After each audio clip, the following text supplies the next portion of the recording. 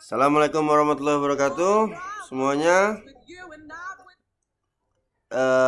Sekarang kita masuk ke pembahasan selanjutnya, yaitu gaya pementasan teater. Jadi gaya pementasan teater nih, kalau kalian lihat sebuah pertunjukan, terus kalian bisa mendeteksi pertunjukannya itu apakah dia misalnya seperti kehidupan sehari-hari, ataukah dia misalnya lebih isinya banyak simbol, atau misalnya pertunjukannya apa nggak jelas gitu ya, secara secara apa namanya secara logika itu dia nggak bisa dipahami secara logika. Nah, kita sekarang bahas itu di sini ya.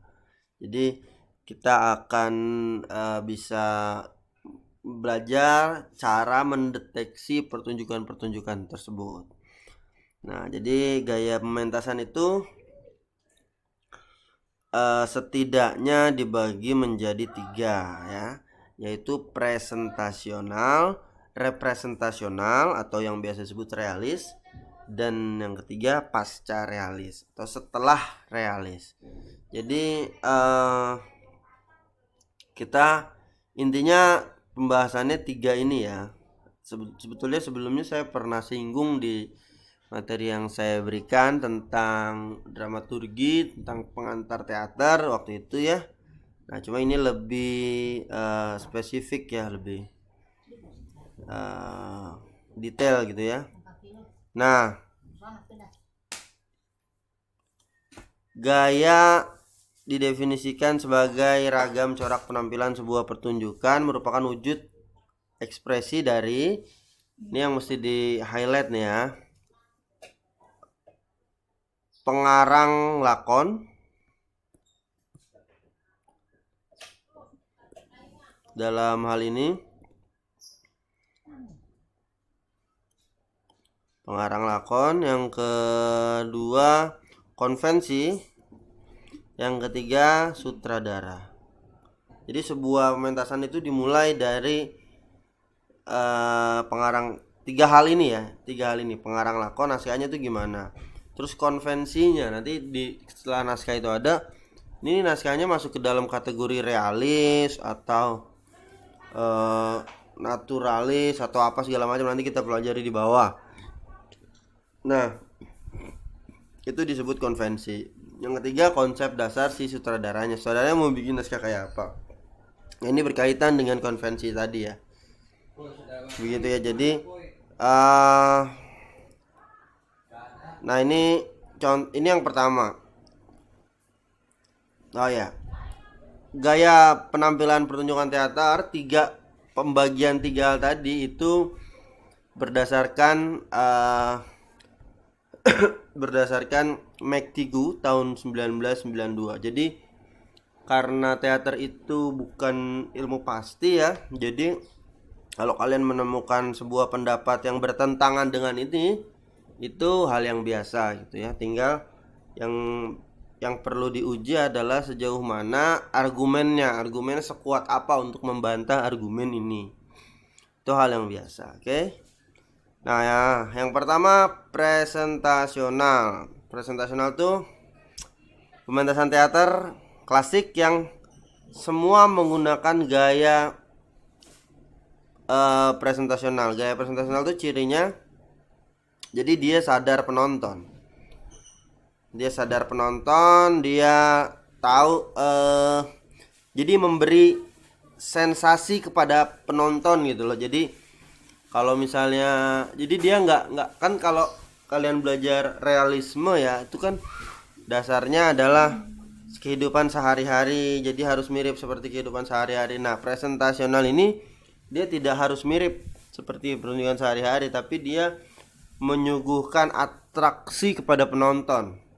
Atraksi itu maksudnya gaya bicara, acting, apa semua itu untuk penonton gitu. Nah, contoh-contohnya teater Yunani klasik, teater Romawi, terus teater timur Indonesia itu juga masuk dalam contoh tersebut ya.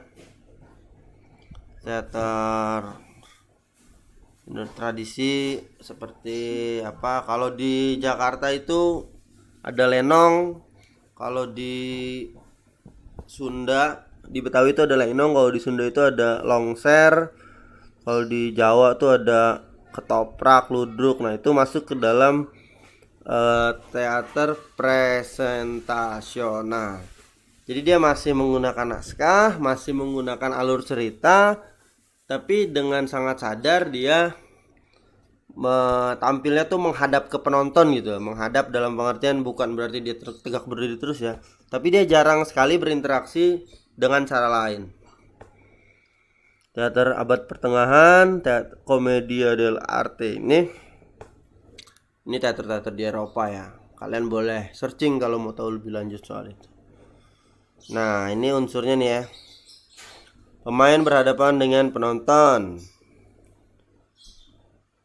Karya seni pemeranan yang ditampilkan oleh aktor di atas pentas benar-benar disajikan kepada halayak penonton. Ekspresi wajah, gerak, bicara, dan lain-lain ya. Nah, poin penting ini di sini ada disebut grand style. Grand style, apa itu grand style? Pembesaran, sesuatu yang diperbesar. Jadi dia kalau misalnya dalam kehidupan sehari-hari jalan itu biasa seperti orang jalan, nah kalau dalam pertunjukan presentasional ini dia diperbesar jalannya, digaya-gayain lah gitu ya. Jadi ini sorry. Nah ini contoh gambarnya juga kan kelihatan kan, ada warna-warni, ada pernak-pernik, ada kaos kaki warna apa, hijau stabilo gini kan, ada kesatuan warna dari atas sampai bawah. Nah ini terlihat konseptual gitu ya, kesatuannya bukan hanya berdasarkan selera tapi berdasarkan konsep yang sangat detail. Nah ini contoh dari grand style. Menggunakan wicara menyamping. Jadi wicara menyamping tuh kayak gini nih. Ini lihat orang-orang ini nih. Dia bisa aja lagi ngobrol ini, tapi menghadapnya ke penonton. Dia menghadap ke penonton, cuma kepalanya yang miring ngomong. Jadi kayak kita kalau nonton lenong gitu ya, kalau di Indonesia ya, itu kan dia menghadap ke penonton semua, frontal semua ke penonton, dan gaya bicaranya menyamping gitu, atau aside. Nah banyak melakukan soliloquy. Jadi soliloquy itu ngomong sendiri. Jadi ini bahasa lainnya monolog ya, tapi lebih tepat disebut soliloquy karena kalau monolog itu artinya pertunjukan sendiri. Kalau soliloquy itu pertunjukannya rame-rame tapi ada adegan ngomong sendiri. Nah adegan ngomong sendirinya itu disebut soliloquy. Menggunakan bahasa puitis dalam dialog. Nah jadi bahasanya, teksnya itu tidak seperti teks sehari-hari, meskipun ada tapi dia dominan pakai teks puitik ya. Nah ini contoh-contoh naskah yang biasanya dipentaskan dengan gaya presentasional. Artinya memang secara naskah, secara teks, secara dialog, secara adegan dalam naskah ya, itu memungkinkan atau memang si penulis itu memang membayangkan pertunjukannya akan seperti itu. Karya-karya Shakespeare, Romeo and Juliet, Macbeth dan King Lear dan lain-lain. Terus Molière, Sophocles, epos dan roman sejarah tradisional Indonesia. Kalau kita buka-buka ya, meskipun Indonesia itu tidak punya budaya tulis yang kuat gitu ya, dia budayanya lisan, budaya turun temurun. Tapi ketika kalau kita identifikasi gitu ya, yang lisan itu ya, yang sastra lisan itu kayak misalnya cerita-cerita daerah gitu ya. Nah itu sangat memungkinkan dan biasanya ditampilkan dengan presentasional gayanya. Nah ini contoh nih gaya presentasional Asia. Yang selanjutnya gaya representasional atau realis. Gaya representasional atau realis. Jadi realis nih kata kuncinya adalah realitas atau kenyataan. Jadi representasi, ya kan, dia kan representasional ya, jadi representasi dari kenyataan, jadi mempresentasikan ulang ya. Jadi representasi ya, re itu kan artinya mengulang ya, jadi mempresentasikan ulang. Kalau tadi kan presentasional, kalau yang tadi nih, yang ini kan presentasi. Kalau presentasi itu artinya dia menampilkan sesuatu yang cenderung berbeda gitu, cenderung yang memang disadari ini untuk penonton. Kalau realis itu logika dasarnya adalah representasi, menampilkan sesuatu yang sudah ada. Jadi dari dunia nyata diambil dan ditampilkan ke atas panggung. Jadi seolah-olah bukan pentas teater. Jadi si aktor tuh membayangkan dia nggak lagi pentas, membayangkan dia lagi memerankan kehidupan sehari-hari. Si penonton juga gitu, dia membayangkan tidak lagi nonton teater, tapi dia membayangkan lagi melihat sebuah realitas yang nampak di atas panggung. Jadi kadang-kadang penonton hanyut dalam situ. Jadi tidak ada, sudah dipastikan dalam pertunjukan ini tidak ada interaksi antara penonton dan pertunjukan, karena dia menganggap penonton itu tidak ada dalam pengertian tidak masuk ke dalam logika peran, logika dialog dan lain-lain, logika adegan gitu ya. Tapi tentu saja dipertimbangkan dalam pengertian teknis, misalnya soal artikulasi tetap mesti nyampe ke penonton, soal ekspresi mesti tetap nyampe ke penonton, gestur dan lain-lain itu tetap dipertimbangkan. Cuma maksudnya secara logika adegan, logika dialog itu penonton dianggap tidak ada. Tata artistiknya juga ya, seperti, nah ini contoh realisme.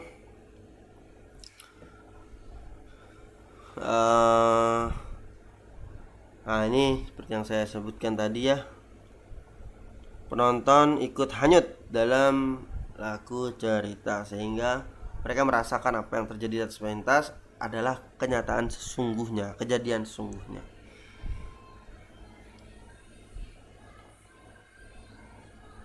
Nah ini tadi poin-poinnya ya.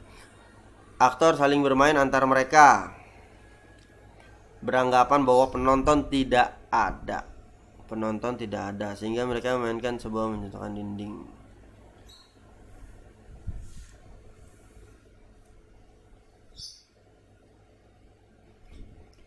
Menciptakan dinding keempat. Nah, dinding keempat itu apa? Atau the fourth wall. Jadi dinding keempat tuh gini. Misalnya, bentar saya cari ruang kosong. Gini ya. Ini saya contohkan bangunan rumah. Itu kan gini ya. Ini kan kalau kita lihat, bayangkan ini ada dindingnya. Nah, ini misalnya bangunan rumah ya. Nah, ini kan setiap sisi kan ada ada dindingnya ya, ada pintu misalnya di sini. Setiap sisi kan ada dindingnya. Nah, penonton misalnya di sini, penonton di sini misalnya ya. Nah, dinding bagian ini itu dilepas. Jadi kita imajinasikan sebuah pertunjukan realis itu melepas satu dinding ini. Maka jadinya seperti ini. Jadinya seperti ini. Ini sisi samping tetap ada. Nah, tapi sisi yang di depan, ini kan di depannya sebetulnya ada dinding ya di depannya ya. Itu seperti dilepas. Jadi dari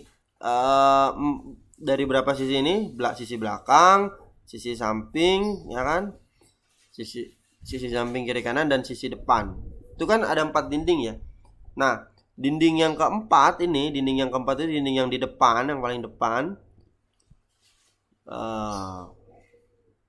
Sebentar. Dinding yang paling depan ini atau yang di luar ini, yang menjadi batas antara penonton dan pertunjukan itu seperti dilepas, dibongkar. Jadi penonton itu seperti ada dalam dinding keempat. Oke? Paham ya? Nah, ini dijelaskan di sini ya. Sebagai pembatas imajiner antara penonton dan pemain. Seperti itu ya. Nah, oke, selanjutnya yang poin C, konvensi wicara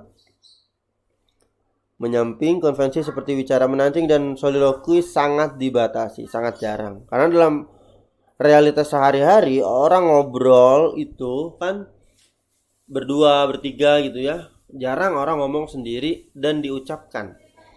Biasanya orang kalau ngomong sendiri dalam hati kan, kalau dalam kehidupan sehari-hari. Nah, karena ini realis, karena ini representasi dari realitas, maka nggak ada tuh dia ngomong sendiri diucapkan. Kayak dia ngomongnya udah sama aktor lain, sama dialog lain. Kalau ngomong sendiri tuh paling nyanyi biasanya, menggumam atau apa, sesuatu yang memang biasa dilakukan sehari-hari. Tapi kalau ngomong sendiri tok itu kan jarang, hampir nggak ada orang ngomong sendiri ya. Soalnya emang gila misalnya perannya, itu bisa jadi. Intinya patokannya adalah kehidupan sehari-hari. Soliloquy tadi tidak ada, sangat dibatasi. Terus wicara menyamping itu juga dibatasi. Kalau wicara menyamping ini kan dia menghadapkan diri pada penonton, ngomongnya ke samping gitu ya.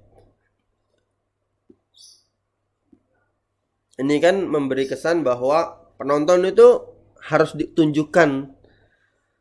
Nah, kalau di realis atau di representasional itu enggak.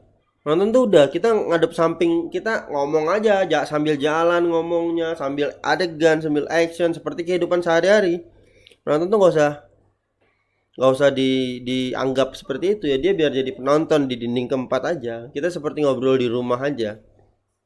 Makanya nggak ada aside gitu ya, bicara menyamping ya. Jadi sangat jarang, kalaupun ada sangat jarang. Yang D, menggunakan bahasa sehari-hari. Kalau tadi cirinya puitis, kalau sini bahasa sehari-hari. Tidak puitis. Jadi bahasanya sehari-hari. Kecuali misalnya perannya adalah seorang penyair, mungkin ada kata-kata yang puitis mungkin ya. Tapi intinya basisnya adalah kehidupan sehari-hari itu jarang menggunakan itu, maka dia tidak menggunakan itu. Oke. Nah, ini contoh lakukan yang biasa dipentaskan dengan gaya representasional. Contohnya ada karya-karya Chekhov, Anton Chekhov, orang Rusia ya, Anton Chekhov tuh ya. Henrik Ibsen, kalau nggak salah orang Norwegia, orang-orang Eropa ya. Terus kalau dalam negerinya, Indonesianya ini yang cukup kuat realismenya itu Kirjo Mulyo, Nasyah Jamin, Muting Gubus. Ini naskah-naskah yang kalau mau belajar realis naskah-naskah ini bisa jadi semacam referensi untuk dipilih ya. Nah, terus ada lagi nih di bawahnya Utuy Tatang Sontani, Al dan Mira, Bunga Rumah Makan, ini contohnya. Nanti saya akan share mungkin 1-2 naskah, kalian baca di rumah, terus kita bahas ya unsur-unsur naskah tersebut ya. Nah, dampak perkembangan gaya representasional atau realisme melahirkan gaya-gaya baru yang masih berada di ruang lingkupnya. Jadi selain dua itu tadi ada banyak tuh gaya. Nah, ini sebenarnya masuknya ke ini dalam realisme dulu. Dalam realisme itu secara detail itu ada beberapa ya. Ini contohnya naturalisme, realisme selektif, dan realisme subjektif. Nah, kita masuk ke naturalisme dulu. Naturalisme itu sub gaya dari realisme yang dia tuh secara ekstrim menetapkan bahwa harus mengcopy kehidupan sehari-hari. Jadi contohnya itu kalau misalnya bikin pertunjukan kehidupan sehari-hari, dia ngebelakangin penonton nggak apa-apa, ngomong pokoknya intinya nggak, penonton tuh nggak dipertimbangkan sama sekali. Nah kalau masih disebut realisme itu biasanya masih mempertimbangkan penonton secara teknis, tapi kalau udah naturalisme dia udah nggak pertimbangan penonton. Nah bahkan beberapa pertunjukan itu melakukan untuk menunjukkan bahwa dia naturalisme, itu ada beberapa pertunjukan yang membunuh binatang di atas panggung. Jadi ada naskah yang dia naturalis ya, dia membunuh burung di atas panggung, jadi ada darah. Wah itu disebutnya naturalisme biasanya. Tapi kemudian dia tidak terlalu berkembang karena tidak banyak diminati ya. Sebagai gerakan teater, naturalisme hanya hidup sampai tahun 1900. Tapi meskipun begitu dia masih bisa diadaptasi ya. Meskipun sebagai sebuah gerakan teater dia tidak banyak pendukungnya. Nah, yang selanjutnya adalah realisme selektif. Realisme selektif dan realisme sugestif. Jadi realisme selektif tuh jadi dia milih-milih, diseleksi detail-detail yang mau digabungkan secara simbolis, mana yang mau ditampilkan secara utuh realis. Nah ini contohnya nih. Jadi contoh realisme simbolis tuh kayak gini nih. Ini dindingnya nih, ya kan? Nggak pakai dinding beneran, lampunya nggak pakai lampu beneran, nah kan? Dia hanya apa namanya? Hanya melambangkan dinding, melambangkan lampu ya kan, tapi aktingnya realis gitu ya. Nah kalau realisme sugestif tuh kurang lebih sama, tapi biasanya dia menampilkan pilar-pilar misalnya gini. Ini misalnya dalam istana, dalam rumah misalnya, dalam rumah. Nah dalam rumah itu harusnya kan ada tembok di belakangnya kan, bangun tembok ya kan, di sampingnya kan ada tembok juga kan, harusnya kan jadinya begini nih ya kan. Ini kan dibangun semua nih, ada pintunya di sini ya kan. Nah kalau dalam realisme sugestif itu nggak semuanya dibangun, itu dia cukup ngebangun dinding apa namanya, tiang-tiang. Jadi dia mendirikan tiang. Nah dinding dari sini ke sini nggak dibangun, nggak usah dibangun. Dinding dari sini ke sini nggak usah dibangun, ini ada tiang lagi. Nah dia batasnya itu dia tidak ada batasnya itu imajiner. Jadi kalau ada pintu, misalnya pintu nih, misalnya ada pintu di sini, sini ada pintu. Nah pintunya itu hanya pintu aja, sampingnya itu nggak disambungin sama tembok, dia hanya pintu berdiri aja. Nah tapi itu memberi sugesti pada penonton, namanya juga sugestif ya, bersifat sugestif, memberi sugesti pada penonton bahwa itu tuh ada rumah, ada tembok, ada pintu dan lain-lain, meskipun tidak dihadirkan. Oke? Nah ini yang disebut realisme selektif dan realisme sugestif. Dia mirip bahkan cenderung sama. Nah ini gaya pasca realis. Pasca realis tuh macam-macam. Jadi pada abad ke-20 ya, abad ke-20 tuh berarti tahun 1900-an ya. Sekarang kita abad ke-21. Abad 20 tuh seniman teater tuh melakukan pembebasan seni. Jadi dari batasan konvensi tertentu tuh yang tadi tuh dia tuh mau keluar dari situ, mau dilepasin, dibebasin. Maka disebut pasca realis ya. Pasca itu setelah realis. Jadi dibebasin, mengubah gaya realisme yang menjadi konvensi pada waktu itu. Jadi dia bebas. Nah dari kebebasan itu lahir banyak. Nah ini unsur-unsurnya ya. Jadi yang pertama mengcombine antara unsur presentasional dan representasional dijadiin satu. Terus menghilangkan dinding keempat. Dan terkadang langsung berbicara pada penonton. Jadi kalau tadi yang presentasional yang dia mempertimbangkan penonton, tapi dia tetap nggak ngomong sama penonton. Nah, tapi kalau pasca realis ini ngomong sama penonton, bahkan tiba-tiba tempat pertunjukannya bukan cuma di panggung, tiba-tiba aktor datang dari penonton atau datang dari kursi penonton dan lain-lain, tuh macam-macam. Nah, bahasanya biasanya formal, sehari-hari, puitis digabung, termasuk idiom yang sifatnya baru, termasuk bahasa slang atau bahasa gaul. Oke. Nah, gaya pasca realis macam-macam.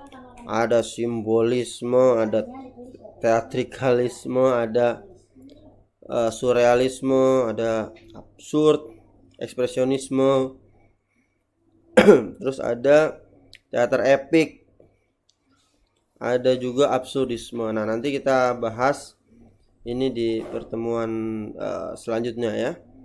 Oke, ada konstruktivisme juga. Nah, ini kita bahas di pertemuan selanjutnya. Terima kasih.